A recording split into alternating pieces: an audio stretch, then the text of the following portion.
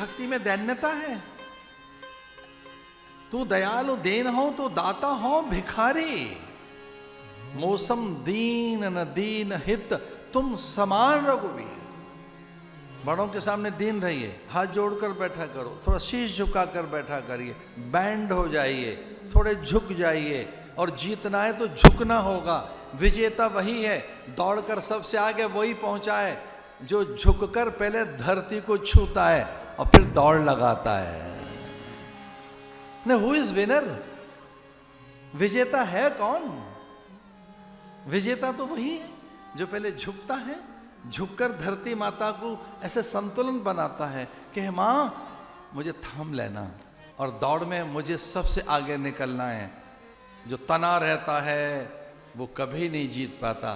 दौड़ने वाले झुककर और झुककर, झुकते झुकते झुकते दोनों हाथों से धरती पकड़ लेते हैं और थोड़ा संतुलन बनाते हुए और फिर दौड़ते हैं। दीन जो दैन्य है बड़ी चीज है। तो जितने दीन थे, याचक थे, उनको दान दिया जा रहा है।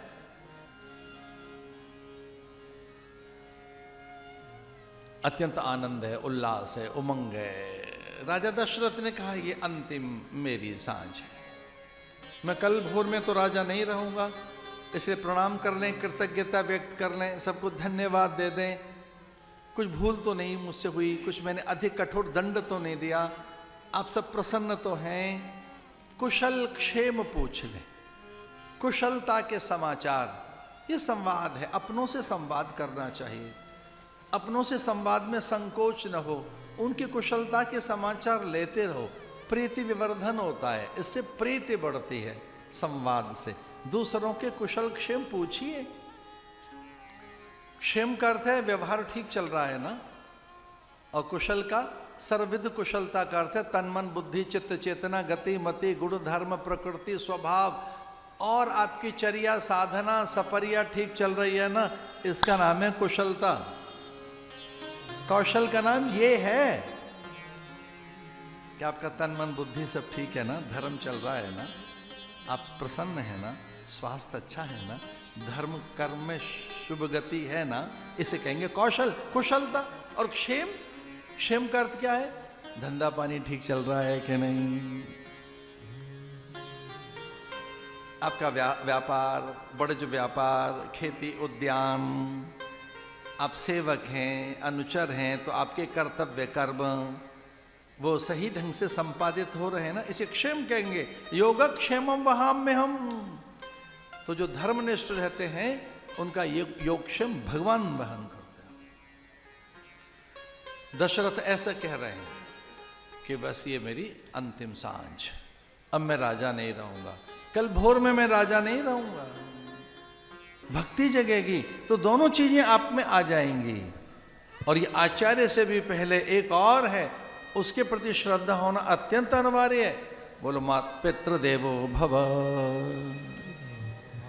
और पिता में जो श्रद्धा पैदा करती है, पिता का जो परिचय देती है, जो पिता का बोध कराती है, जो बताती है पितृ और अन्य संबंधी हैं ये, तो पहला आचार्य कौन है? बोलो मातृदेवो भव। ये सूत्र बताए वेद ने कि माता पिता का आदर करिए। आचार्यम माम विजानियात, आचार्यम माम विजानियात। वो जो बोल रहा है मैं बोल रहा हूं, और वो दो ही बातें बोलेगा। आचार्य ने दो बातें कहनी है आपसे।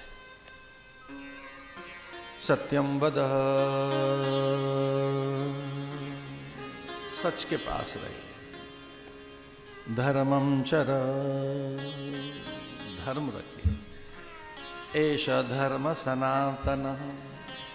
कुछ कहते हैं ये सनातन धर्म क्या है, इसका ग्रंथ कौन सा, पंथ कौन सा, देवता कौन से? देवता ही देवता है सनातन धर्म में। एष धर्म सनातन। जो धर्म का आचरण करेंगे वो सनातनी है, ये कहा गया। उनको आर्य कहा गया। और ये सारी शिक्षाएं वेद से मिलती हैं। तो वेद अपौरुष हैं, अयानिज हैं, वो ईश्वरीय वाणी है। जब वो मार्ग शिथिल होता है तब भगवान आते हैं।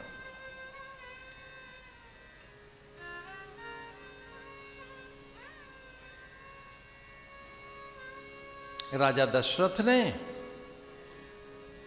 यही बात ऋषि मुनियों के बीच में कही, जो धर्मज्ञ थे, वेदज्ञ थे, उच्च पदस्थ अधिकारी, उच्च सचिव, उनको यही बात तो उन्होंने कही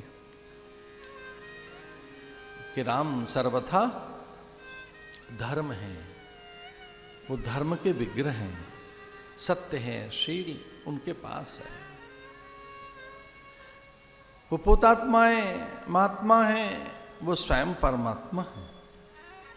इसलिए अब मैं वृद्धावस्था में अपने शिथिल गात के कारण कि मैं ढंग से अब सुन नहीं पाता या देख नहीं पाऊंगा, माथे का मुकुट नहीं संभाल पाऊंगा, सिंहासन से उठता हूं तो अब वो बल नहीं रहा है। इसलिए इन पांचों का जो मत एक हो तो मैं राम को राज्य दे दूं।